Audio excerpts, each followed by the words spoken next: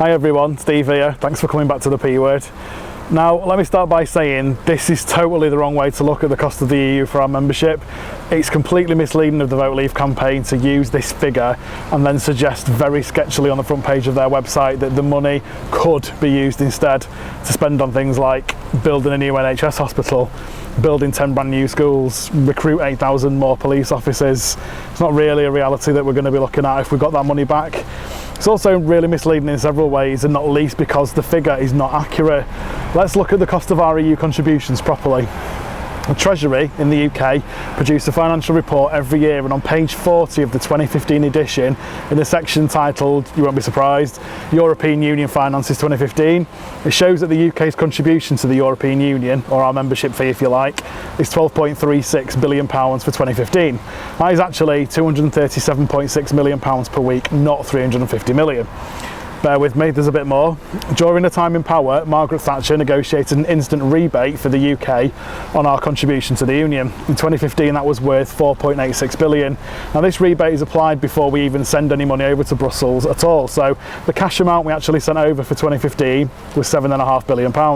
But to break it down, that's about £144 million a week. I know it's still a crazy huge sum and it's too big for any of us to make sense of in our heads. It's bigger than personal, so let's bring it right down to a level that makes a bit more sense to all of us. Our Department for Communities and Local Government holds statistics that say as of the 3rd of December 2015 there were 27.4 million households in the UK. If we divide the money we spend on being in the EU across all those households, that's £273 per year for each of them. Now, if we use the same department's average of 2.34 people to each of those households, you can break it down a bit further to say we spend roughly £116 per person on being in the EU. Now, obviously that's an average. A lot of households have more than 3 people in them, some just have 1 person, but that's what averages are for. They help us to look at things in perspective, and £116 a week can't surely be worth all the problems leaving the EU will cause us, can it?